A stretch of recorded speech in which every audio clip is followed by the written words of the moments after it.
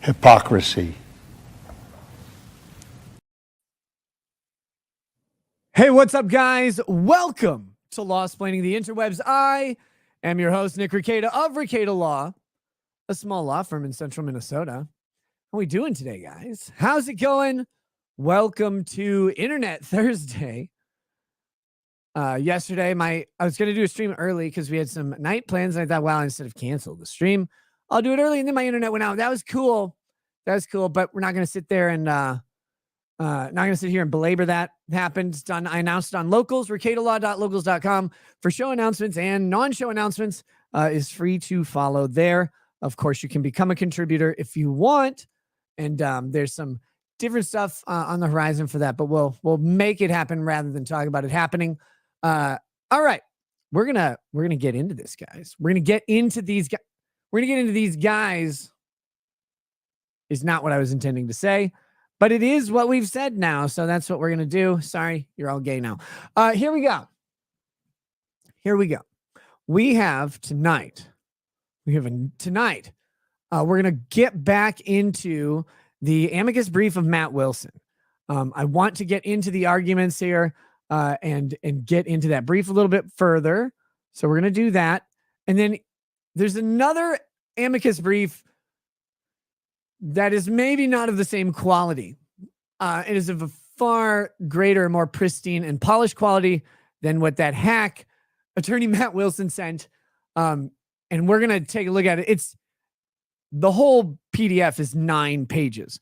For reference, Matt's PDF is 28 pages. And the first 6 pages are all table of contents, summary, and all that stuff. So the meat of the document is smaller. This one's much, much smaller, and no one likes things that are much, much smaller, if you get my drift. But that is that's where we're going to go.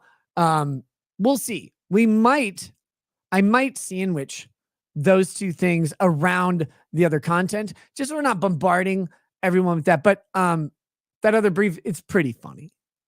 And yeah, we'll take a look at that. And we have a couple other topics as well. We've got the social media boomers. This is something I just saw start popping up.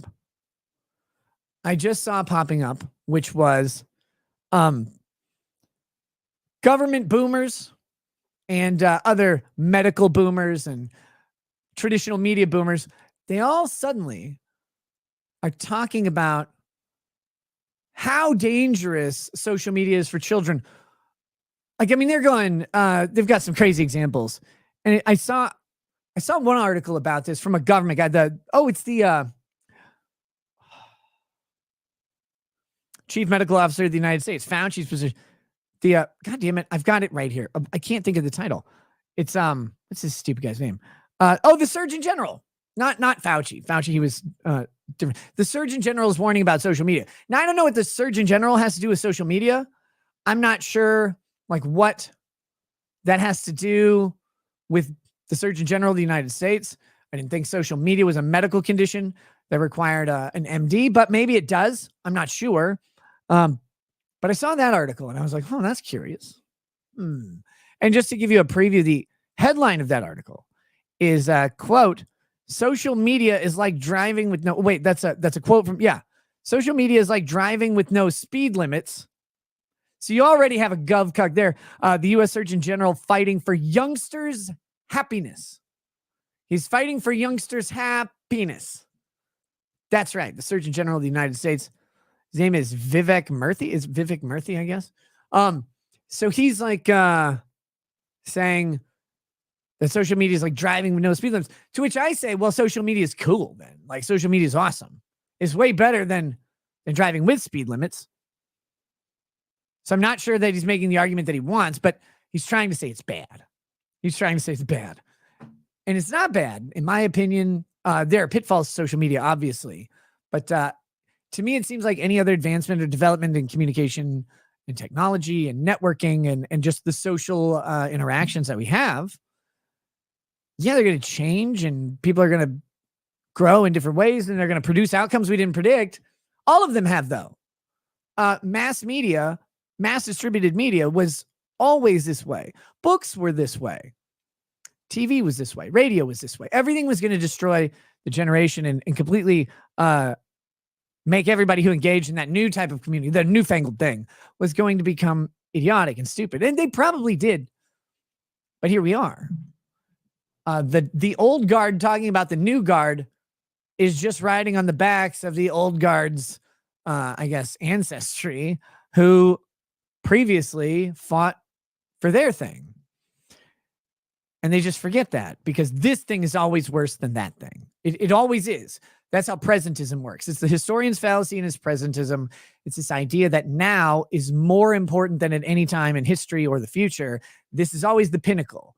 You always hear this is the most important election. You always hear this is the most important time for this thing or that thing. It's always worse now than it's ever been. It's always better now than it's ever been. It's always the best. It's presentism. Present is best.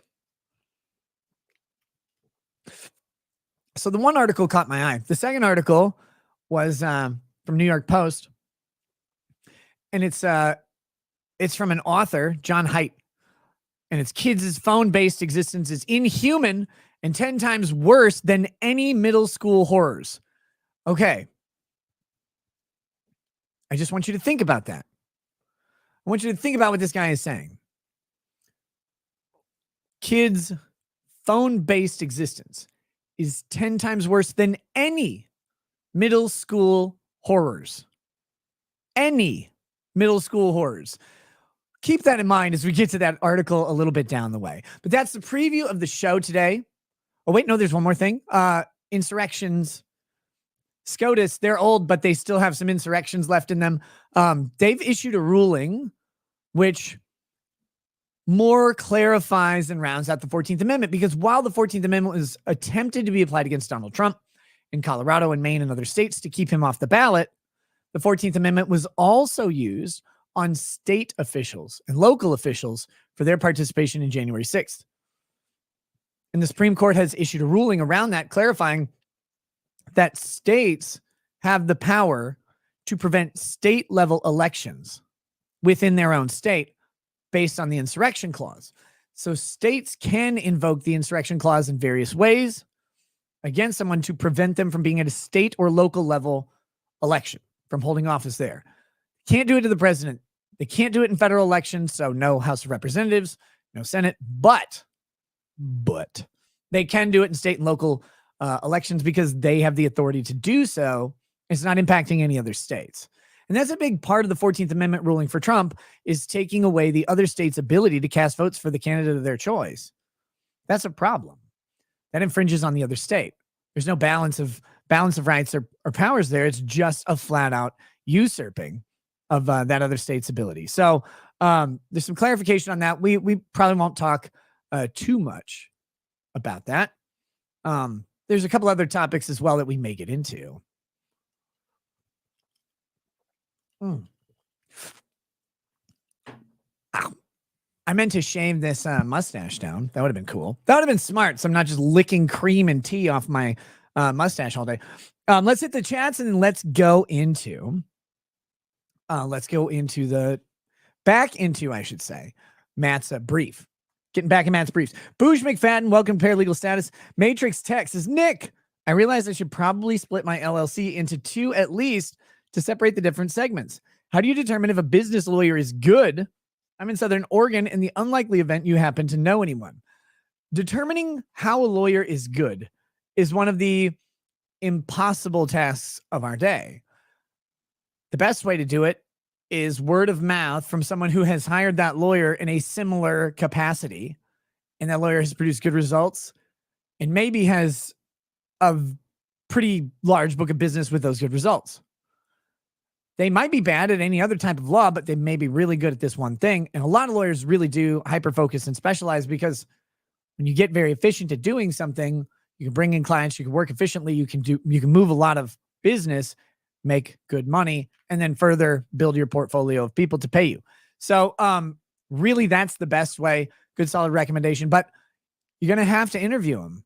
I mean, it's a sales pitch for them, not for you. Like, can I hire you? Oh man, it's going to cost you. We'll see if you can do that. Yes, of course. But but the sales pitch is them pitching to you. So get good recommendations, interview them, get another opinion, and then go with who you like.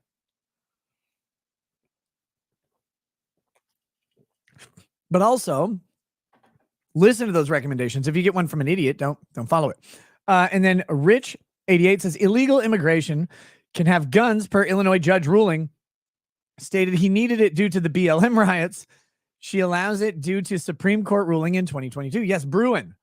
And you know what's interesting? I know a lot of people are frustrated. I know a lot of people are frustrated by that ruling and this idea that illegal immigrants have a Second Amendment right. But remember this, how rights work. A right is a restriction on government restriction. What Bruin requires is a historical tradition of restrictions on the right to bear arms, right? It does not require a historical protection from the restriction. And that's a very nuanced difference. There weren't restrictions on gun ownership for illegal immigrants, as far as I can tell, at the time of the adoption of the ratification of the Second Amendment in 1791, and not in Reconstruction with the 14th Amendment either. And part of that, though, is because the illegal immigration was not of the same character as it is now. Illegal immigration tended to involve mostly wartime specific country embargoes on the importation of people. During World War I, obviously we weren't importing German immigration was restricted. During World War II, German and Italian immigration was restricted. Japanese immigration was restricted as well. They were thrown in camps where they went. Anyway, we would do very specific restrictions during war times or conflicts or economic issues, and those would lift. The type of illegal immigration we have now really became what it is starting around 1957 with the passage of the Immigration Naturalization Act and ramping up heavily in the 80s under Reagan. That's not going to have a historical tradition of banning these guns because it it didn't exist in the same way. And so you wouldn't run into the same issues.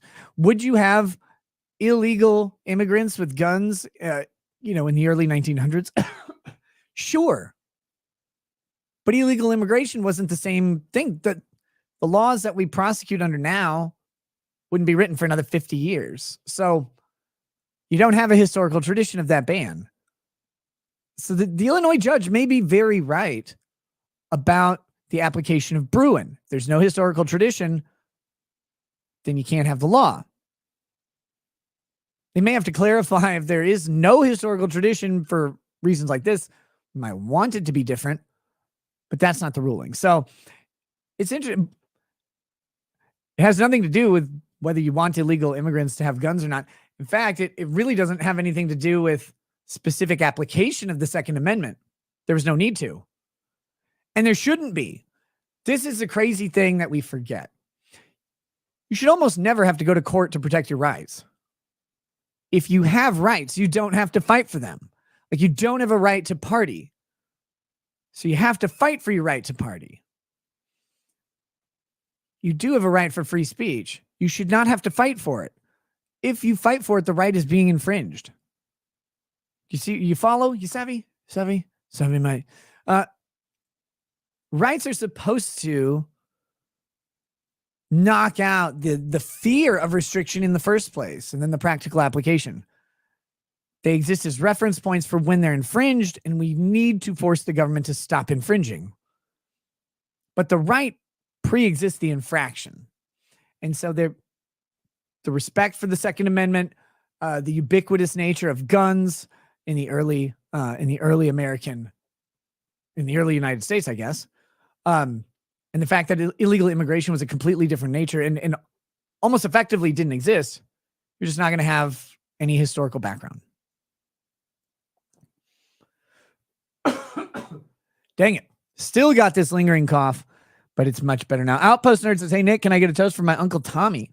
Captain TA, as he was known, he's an Uncle Tommy. I'm just kidding. That was racist.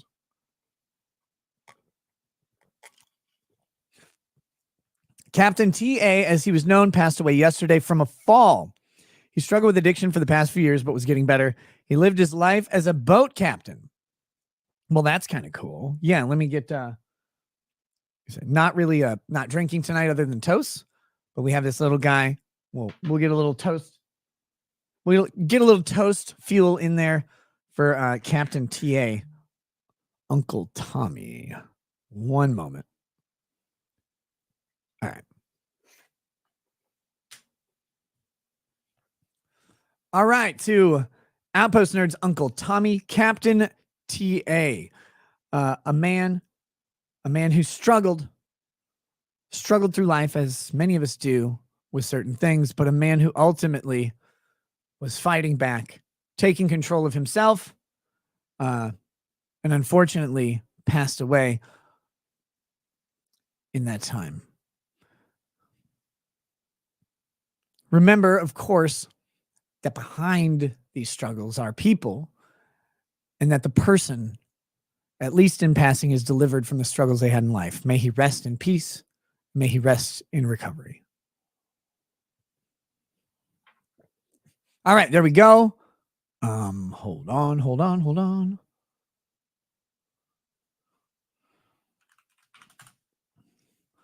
All right. Okay.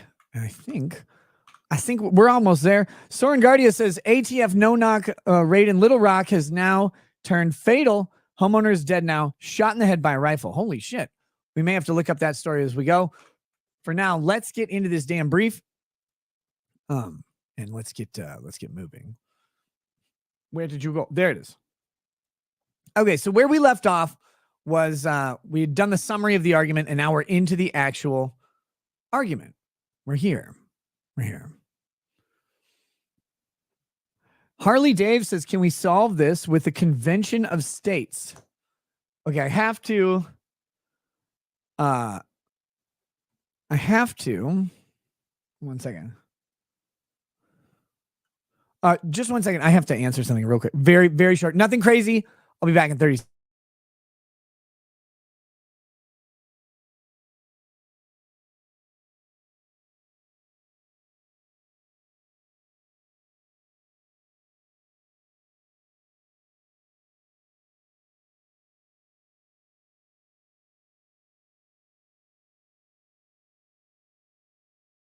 Okay, we're back. Sorry about that. Convention of States. The Convention of States is this alternative means of changing the Constitution rather than a constitutional amendment. It has a ton of power.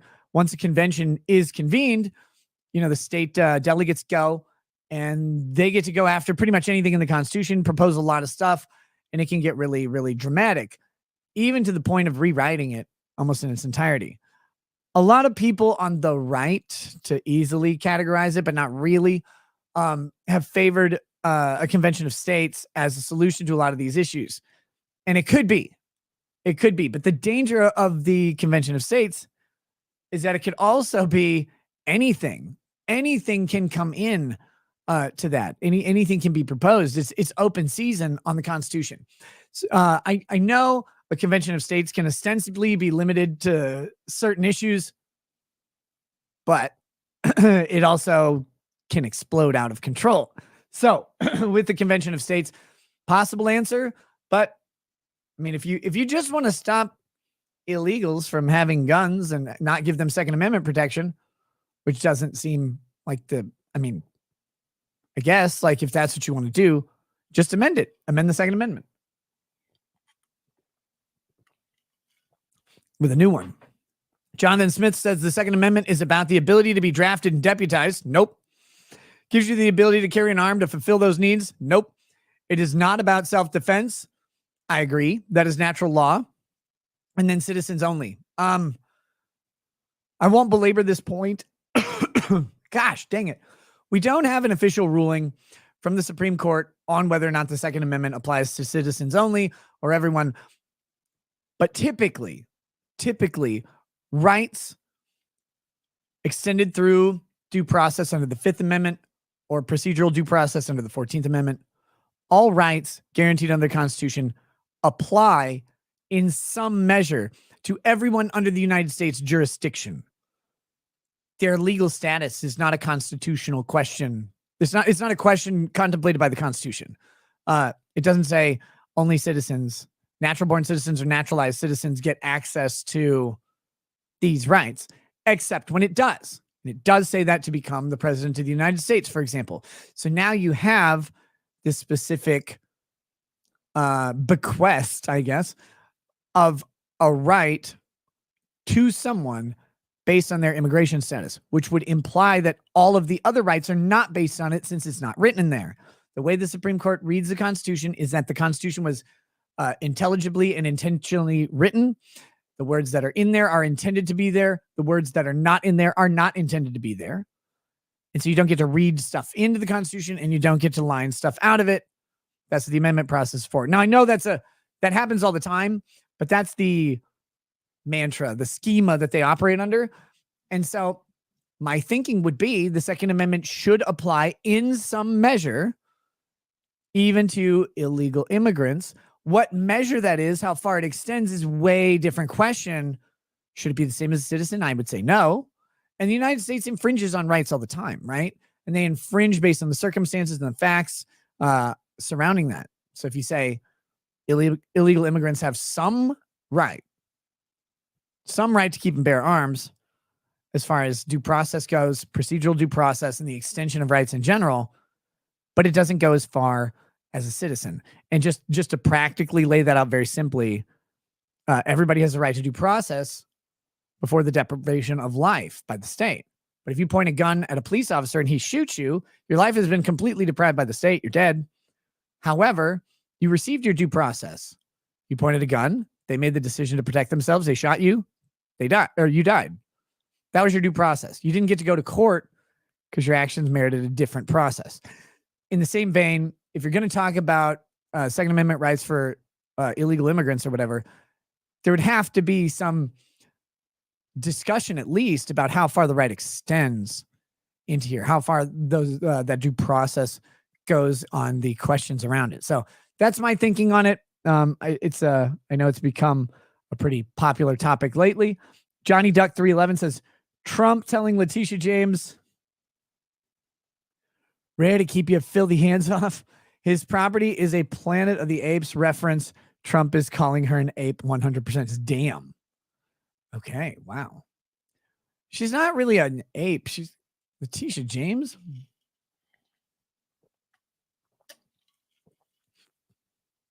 I don't know what to call her. Doesn't matter. Here we go. So now we're in the argument section of Matt's brief. This is a good stopping point before because it sets us up to get really in depth into the questions that he's posing and answering here. And here we go. We'll just say this. His argument, number one, first argument, presidential immunity should extend to former presidents who've acted in good faith or who are being prosecuted in bad faith by their successors. Now, again, when we got into the summary, I took umbrage with the good faith, bad faith thing, but he explained it later in the summary and clarified how the good faith, bad faith test worked. And it was very simple. And I get what he's saying. I agree with the concept. I was just kind of confused by the wording at the time. Broly Love says, hey, bud, you're looking so skinny and you have a yellow bruise. You're doing okay. Yes, I'm doing terrific. Again, a while back, actually for about 2 years, I was losing weight intentionally. It ended up being about 40 pounds. And then I got sick and lost 10 more, which was not fun. And now I'm trying to put it back on. But gaining weight requires like very intentional eating. And I've been on a 2-year weight loss diet. So it's been a little bit rough, but trying to get back to it.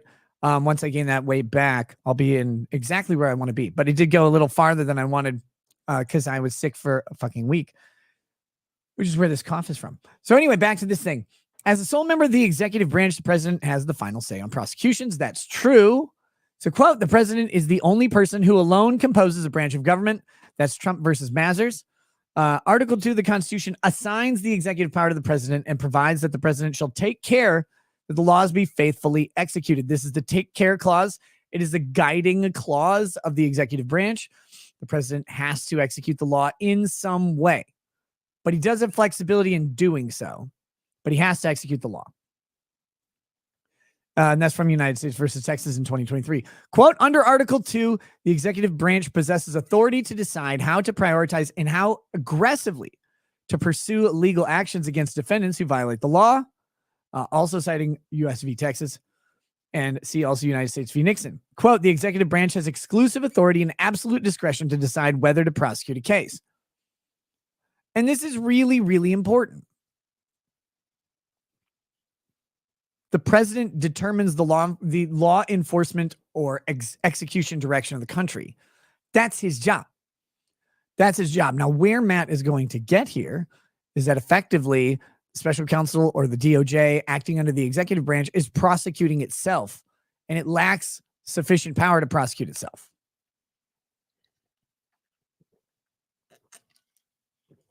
So, ice. This is a problem.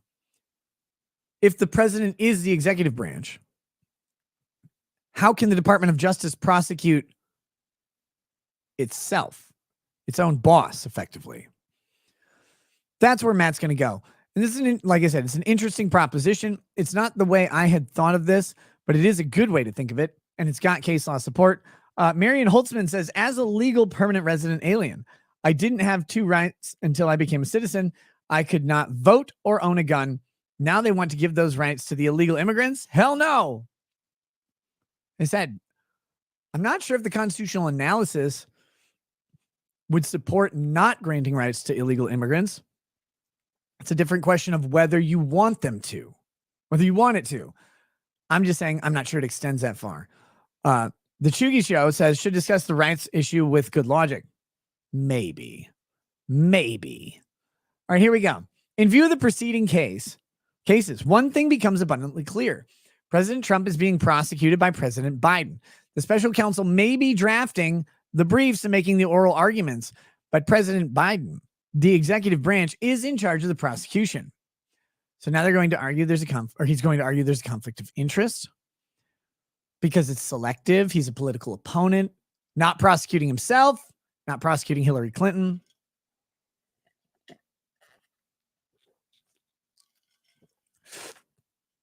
Where did I get the RTX mug? Someone reminded me the other day that it was probably Anime Matsuri because that's where they got theirs. That's what I'm going with. So due to his conflict of interest, President Biden's selective prosecution of President Trump cannot vindicate the public interest. In Nixon v. Fitzgerald, this court held that presidents are absolutely immune from private suits for damages based upon their official acts. So this is critical because this is the basis, the genesis of presidential immunity. It didn't exist before 1982. It didn't exist at all. It's not in the Constitution explicitly, but they derive it from a balance of powers question. Does the judiciary, the judicial branch, have the power to prosecute, civilly prosecute a president? And then further, will they have the power to criminally prosecute him? They answered the civil question. They said, no, they cannot maintain an action against the president for his acts as president in a civil suit. They didn't have to answer the criminal suit question. Now they have to answer the criminal suit question, and we'll see where they go. Jadine says, hail, Nick. First live show I've been able to watch in a while. Hey, welcome back, Jadine. Thank you for being here. Stitch and Stitches says, an alien legally in the U.S. is not prohibited from purchasing firearms unless alien is admitted into the U.S. under non-immigrant visa and does not meet one of the exceptions as provided in 18 U.S.C. 922 Y2. Cool. We don't need to get deep into immigration law here, guys. This court reached this conclusion by articulating the following test, to wit. So this is quoting the Nixon case here, Nixon versus Fitzgerald. Quote, it is settled law that the separation of powers doctrine does not bar every exercise of jurisdiction over the president of the United States. But our cases also have established that a court, before exercising jurisdiction, must balance the constitutional weight of the interest to be served against the dangers of intrusion on the authority and functions of the executive branch. When judicial action is needed to serve broad public interests, as when the court acts not in derogation of the separation of powers, but to maintain their proper balance or to vindicate the public interest in an ongoing criminal prosecution, the exercise of jurisdiction has been held to be warranted. So what they're saying here from Nixon v. Fitzgerald is that you have to check at the onset if the court has jurisdiction. Jurisdictional questions always matter. If the court doesn't have jurisdiction, how can they hold anybody accountable? So what they're saying here is you have to ask if they even have jurisdiction here. So how would they have jurisdiction over the executive branch? And the court is basically saying almost always this only applies when we're doing a balance of powers analysis and we have to restrain the executive branch. That's what they're saying. Only when we're restraining the executive branch from violating its constitutional balance of powers are we then able to exercise the jurisdiction. And we cannot do it in just a normal civil act. But they never got to the criminal prosecution part because they didn't have to. So at first blush, the phrase to vindicate the public interest in an ongoing criminal prosecution might appear to support the special counsel's position since, after all, this is a criminal prosecution. However, not all criminal prosecutions serve to vindicate the public interest. As the special counsel notes, quote, the government's actions are afforded a presumption of regularity in the absence of clear evidence to the contrary. That's a response to the stay of appeals, response to the stay in the appeals registry, or in the appeal, page 13. Sorry, my bad. In the appeal. That may be true. However, given the special counsel's reference to Armstrong, he should understand that when, quote, a prosecution has a discriminatory effect and that is motivated by a discriminatory purpose, the court may exercise judicial power over the prosecution, even though the prosecution is a special province of the executive. So again, under these conditions, the judicial branch may exert authority over the executive, but that's about it.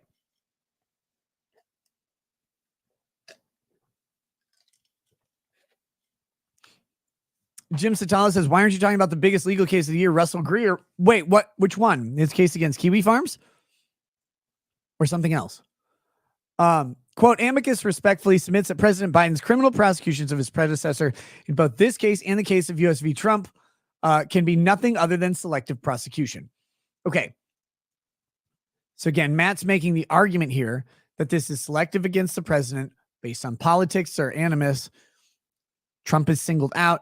That is discriminatory purpose, discriminatory effect. This is improper prosecution. That's the argument if it needed to be summarized. Hopefully not. But yeah. Following his investigation into how President Biden had handed classified documents, I think he mean handled, Matt, classified documents, Special Counsel Robert Hur, while acting under the authority of President Biden, recommended no action against President Biden, even though he had, quote, willfully retained and disclosed classified materials after his vice presidency when he was a private citizen. Conversely, Special Counsel Smith, while also acting under President Biden's authority, obtained a warrant to search President Trump's home before indicting him for similar offenses. This dual standard of prosecution is prima facie evidence of a discriminatory effect. And this is key. You have to have either a discriminatory purpose, a discriminatory effect, or both.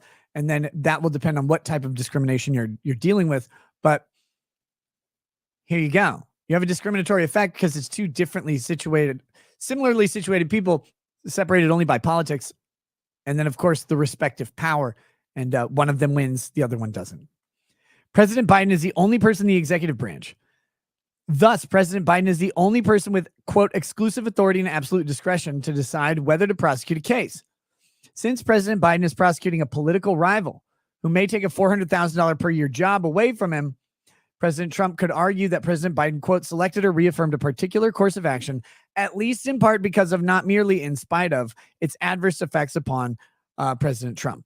So Matt here has done something that shouldn't be necessary. It shouldn't be necessary in this case, but it is. And it's good that he did it.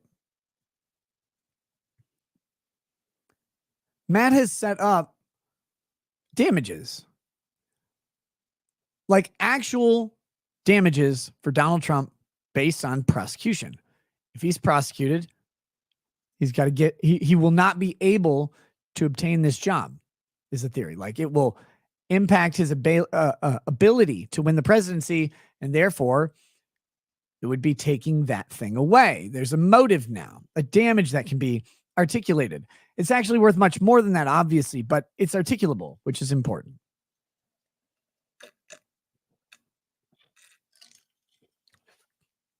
All right. President Trump could argue that Biden selected or reaffirmed a particular course of action, at least in part because of, not merely in spite of, its adverse effects upon President Trump. Therefore, given President Biden's strong pecuniary interest in defeating President Trump, oh yeah, that's the other thing. Biden stands to make that money instead of Trump. A discriminatory purpose behind the prosecution may be inferred. Thus, it hardly can be said that the public interest should be vindicated by questioning President Trump's official acts in a selective criminal prosecution that may also serve to influence the outcome of the next election. So that's not in the public interest. That's in the interest of prosecuting Trump and keeping him out of office. At any rate, the presumption of prosecutorial regularity could easily be rebutted. So there we go. I'm not the biggest fan of this discriminatory effect and purpose argument that Matt has here. I'm not the biggest fan of it conceptually. His argument's well written, it's well worded, but the conceptualization, I guess is the word, conceptualization of this is that it's based on discrimination. I don't think it needs to be that complicated. I don't think we need that aspect of it. I don't think we need a discriminatory purpose or effect to just go, yeah, he should be immune from this shit. Impeach him. That's what I think. So we'll have to see how we go. Real Patriots Party says, more than a stash, you got a rake neck going on where they hide your man kit. Man kit? I don't know. But yeah, we gotta trim this up too. God damn, I'm thirsty today. Jadine says, what if my legal immigrant neighbors keep backing into my mailbox? Don't live by Asian women. Okay, next we're going here. Although the issue of selective prosecution may be relevant under the unique circumstances of President Trump's cases, such may not be a problem for future presidents. Nevertheless, the perpetual risk of selective prosecution should inform the court's decision. Given the inherent political nature of the presidency, this court should recognize that President Biden and the special counsel have opened Pandora's box of malicious prosecution by indicting a former president not only once, but twice. Oh, yeah. Yeah, in theory, this will never stop. Even if the Republicans don't get revenge against the Democrats for this, because the Republicans are scared to do anything. Even if they don't, though, it greenlights the Democrats doing it again, or really whoever wants to utilize this as a weapon or bludgeon against the voting process. The prime directive for any president is to take care that the laws be faithfully executed. In light of that responsibility, a president should have immunity from criminal prosecution after leaving office if he has performed his official duties in good faith. Likewise, neither the current president nor any of his subordinates should be allowed to prosecute a former president in bad faith, since that would violate their sworn duties. Questions of good faith may be difficult for any court to decide. As such, this court should simply extend to presidents, absolute immunity for all official actions unless they've been impeached and convicted pursuant to the impeachment judgment clause, which I agree. This is where we actually get down to the conclusion of the argument, at least in this portion, and it's critical that this is the outcome. This is the one. All official acts as president. I actually, on some days, extend that to all acts, whether they are not official or not, is irrelevant to me. Just impeach him, bro. Just impeach him, bro.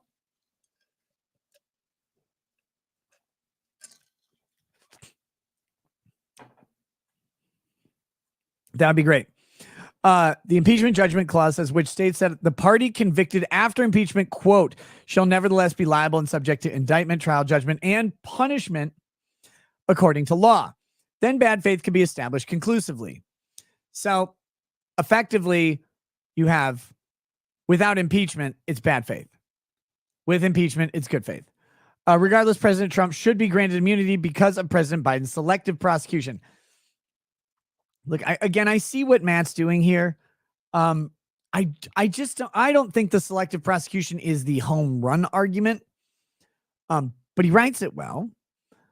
I just think the immunity should extend to all official acts as president because, again, the judicial branch doesn't have the authority to bring it in. So number 2, even if President Biden has not engaged in selective prosecution, President Trump acted in good faith. So he's going to round out these faith arguments here. Let's see. Jadine says, they're definitely Asian neighbors. Was it the bad driving that gave it away? Well, yes.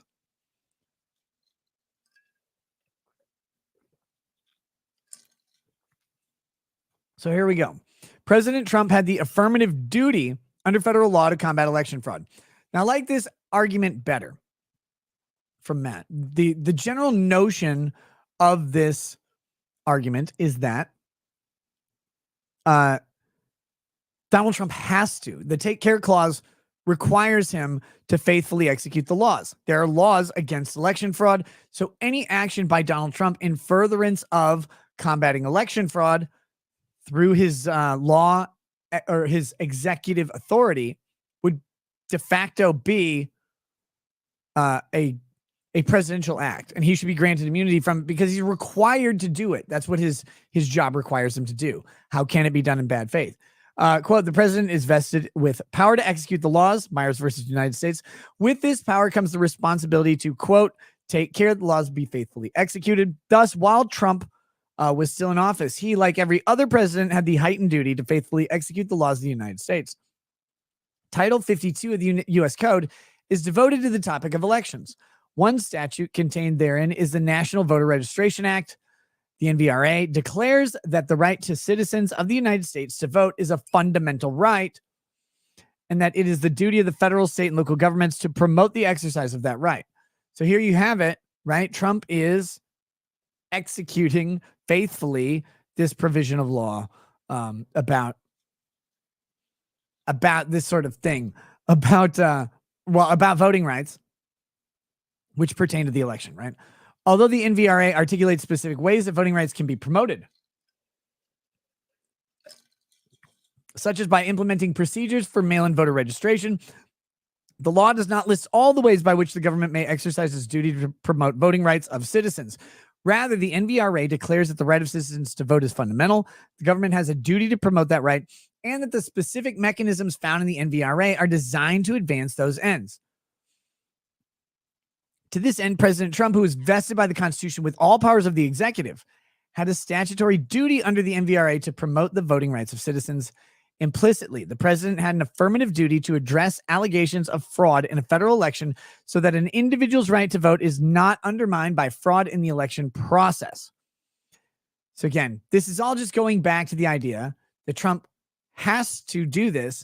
And if he has to do this under the take care clause and faithfully execute clause, then he cannot be acting in a way that is contrary to law. It's his role as president to promote this. And it's a good argument. It really is. President Trump acted in accordance with his statutory duty to combat election fraud. This is section B. So he laid out, I guess, the concept of having a duty to combat election fraud. Now he's saying he's applying the facts here. On November 3rd, 2020, then President Trump faced now President Biden in the 2020 election. Afterwards, President Trump made numerous public assertions about the validity of the election. Broadly speaking, Trump alleged that there had been election fraud in Pennsylvania, Arizona, and Georgia. Let's see U.S. v. Trump, judgments under review, describing the claims of election fraud made by President Trump that formed the basis for the indictment. So that's that case there. The question of whether election fraud actually occurred is not presently before this court. However, this question was squarely before President Trump on the dates listed in the indictment. Let's just get back to this for a second and remember that in the time between the reading of the votes on January 7th is where it finished, in inauguration, Donald Trump is president. He still has all the duties of president. He still has all the power of president. He's still the president. Investigating election fraud is still his job. It's kind of wild. But it doesn't matter. how do I word this?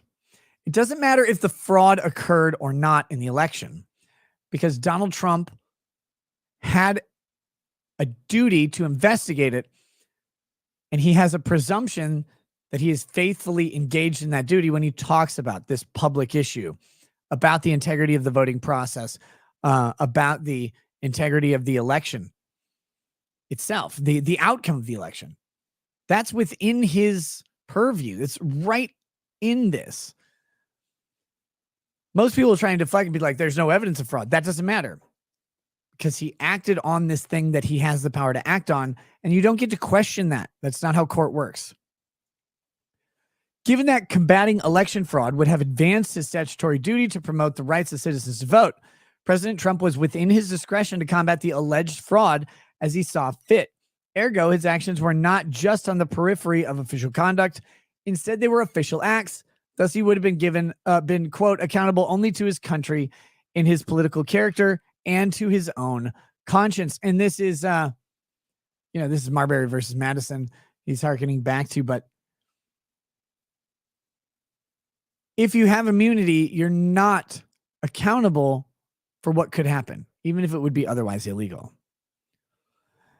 The special counsel would probably beg to differ. Well, obviously, after all, the indictment alleges that President Trump, one, used knowingly false claims of election fraud to attempt to persuade state legislatures and election officials to change each state's electoral votes in his favor. 2, organized fraudulent slates of electors in 7 targeted states. 3, pressed officials at the Department of Justice to conduct sham election crime investigations. And 4, try to convince Vice President Mike Pence to fraudulently alter the election results. However, each of these charges are predicated upon the premise that President Trump knew that the claims of voter fraud were false. And actually, this is critical because it's true. That's what makes it a fraud, right? What makes it a fraud is that you know it's false and you're trying to get someone to do it anyway. But this is the key part here, is that it doesn't matter if they were false, because that is after a conviction for fraud or perjury. It matters there. But immunity eliminates the question of whether or not it matters. It presumptively,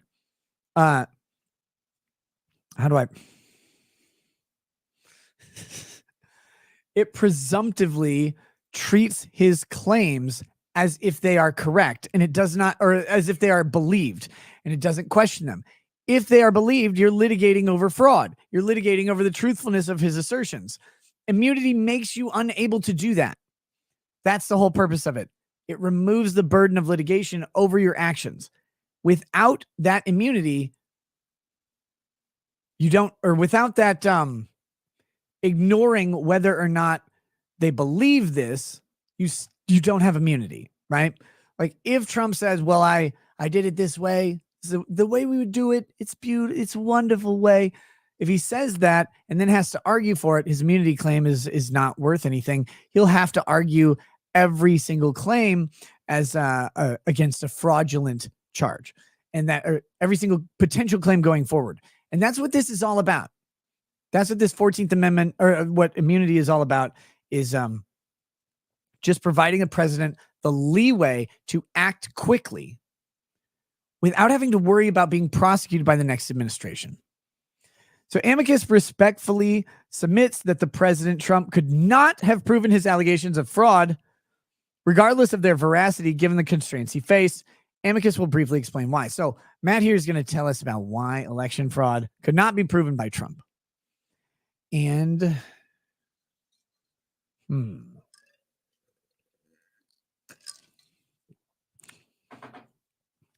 I do want to get to this page, but I also want to go to the bathroom.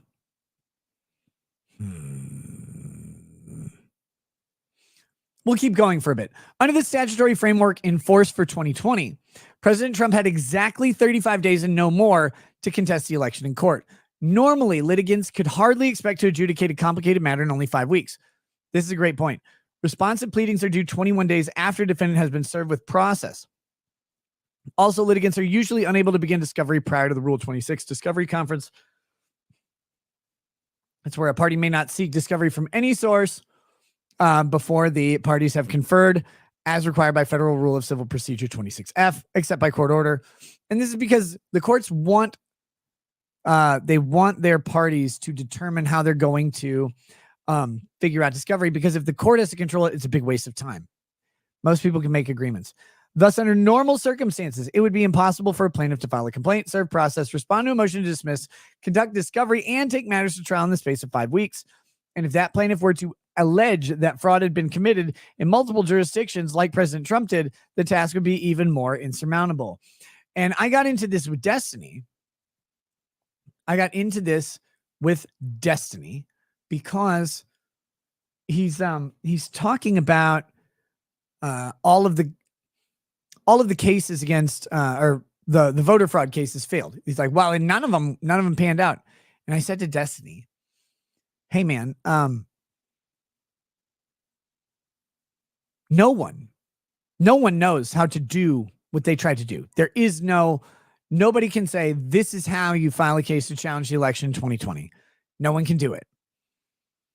The evidence that no one can do it is that someone would have done it, but no one knew how to do it. No one knows how to do it. This is one of the big problems that he's laying out right here, is that there's not enough time. How can you get there that fast? Unless you give the Supreme Court original emergency jurisdiction, which maybe they should.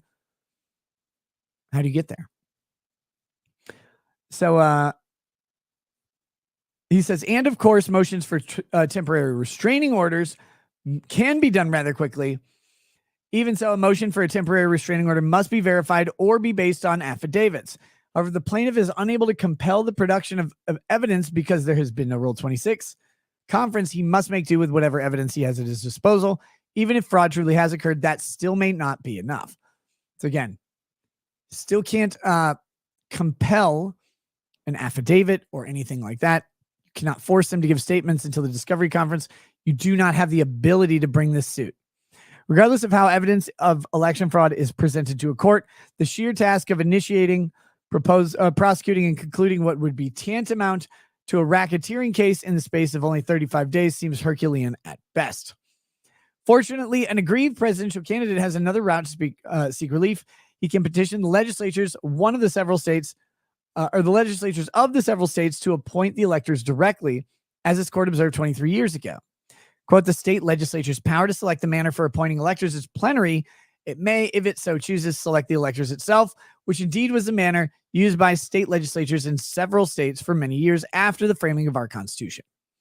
So yes, the state legislature chooses the electors. How they choose the electors is based on the vote.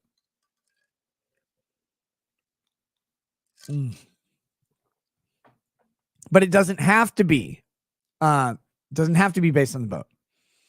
Bush versus Gore, quote, there's no doubt of the right of the legislature to resume that power at any time, for it can neither be taken away nor abdicated. And this is just a summary of what plenary authority means.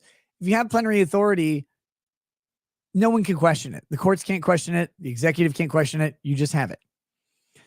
Whether a given legislature has the will to appoint electors directly is obviously a political question that can only be answered following heated debate. Nevertheless, if an agreed candidate does not obtain the legislative relief he seeks, or if he does and his opponent takes exception thereto, either side may proceed to Congress where the votes are tabulated. This is thick. This is really thick. Which is usually sexy. But no, this is really thick, deep election process here, but explaining out that there just isn't a way to do this. There's no way you can get into challenging the case. Trump couldn't do it. I don't think I want to keep going through this argument section. It just says no one could have done this. That's the summary. No one could have done this. And if I keep going through here, we're just going to bog down. So I want to get to this next part. This next subheading. President Trump's actions should be immune from prosecution since they were discretionary acts in furtherance of his official duty to combat election fraud. It's getting repetitive here. And I'm getting to that point where I don't want to keep, we're almost there, but I don't want to keep reading the same shit over and over. But this idea is that, again, we'll go with the thrust. Let me summarize the thrust. Get out of here, Matt. I'll go read his conclusion. That's the last. Oh, yeah. His conclusion is very, very straightforward. They should grant him immunity. We're not going to read that. I'm not going to read anymore. I just want to get to the ultimate thrust of his document here. There is no way that Trump could have litigated his way out of election on the election fraud claims. It's not possible. Federal court doesn't move that fast. There's no time. Practically, it can't be done. That's one of the problems here. The reason that matters is because a big part of some of these charges against Donald Trump and others is the invocation that they brought fraudulent cases, that they brought insufficient cases, that they were attempting to legislate or litigate this thing in an improper manner, but there's no way to do it. And yet he's required to investigate it under the Constitution. And he has the authority to investigate under the Constitution. Under this entire framework, Trump should be talking about election fraud if there's any indication that it may exist. And if he should be doing that because that's his role under the Constitution, he can't really be prosecuted for those actions. And that's why criminal immunity should extend to President Trump in this specific question, but also to the general proposal that former presidents should be immune criminally for all official acts as president. So here we go. Marion Holtzman says, your stream tonight is evidence how fucked we are. By the way, lawyers in our legal system fucked America. Hashtag the Constitution must stand. I agree. There is a solution that could be done.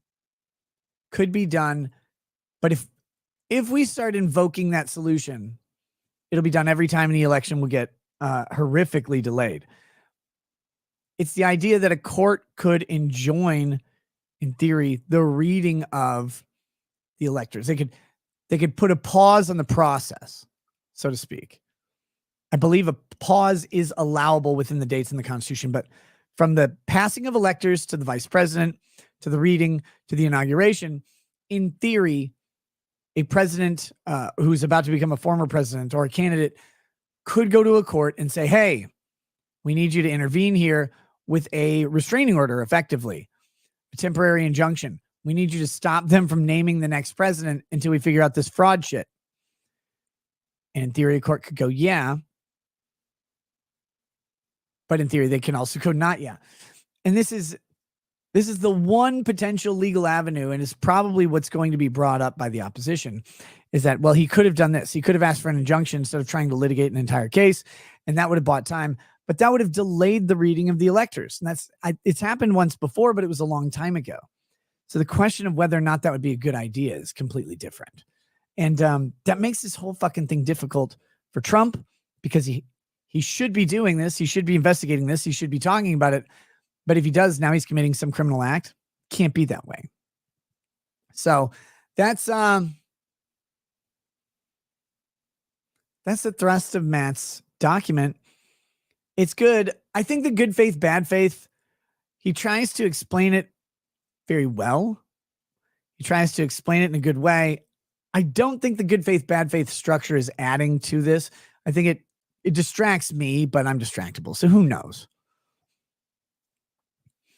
Who knows? So with that, though, good document, Matt. Good document. We're going to get to some of the other topics. We're going to flip over to Rumble exclusively. Just a second here. We'll get to the other topics, and then we'll get back to the other Amicus brief, because it's funnier. It's less serious. And we'll get into that in a little bit. I don't want to bombard with reading. Reading documents is very hit or miss, and I don't want to just keep reading documents right now. We'll come back to that after the next topic or two. For now, we are going to flip over to Rumble exclusively. So if you want to join us, please click on the link at the top of the chat or in the description on YouTube. Please click the like button if you found the stream informative or fun or terrible or whatever it is. And come join us on Rumble. Should be a lot of fun. On that note, DJI82 says, off topic, sorry. Since Minnesota no longer recognizes petty misdemeanors as criminal, how does that not violate Article 1, Section 6 of the Minnesota Constitution? And how do district courts have jurisdiction if the case is not criminal? That's a really good question. The other part of it not being criminal is you don't have a right to a jury trial. So that's cool. We'll have to maybe talk about that a little bit later. I might have to look into that a little more thoroughly before answering. But the nature of this is basically civil infractions, civil penalties, similar to what Donald Trump just faced. The idea about that is these petty misdemeanors, which become civil enforcement of law, are supposed to be small impositions, small fines. In New York, it's $400 million or whatever. They're supposed to be a small fine. They end up being a big fine. And, but the idea is that it's supposed to make things efficient. You can just churn through speeding tickets, but the jurisdiction questions are good. I don't know. That's a pretty case specific thing or a state specific thing. So might have to look up that one a little bit more specifically. All right. We are going to move over to Rumble exclusively and to YouTube. We will see you later. Hope you have a good night. Coming at you, Rumble. Peace. Peace.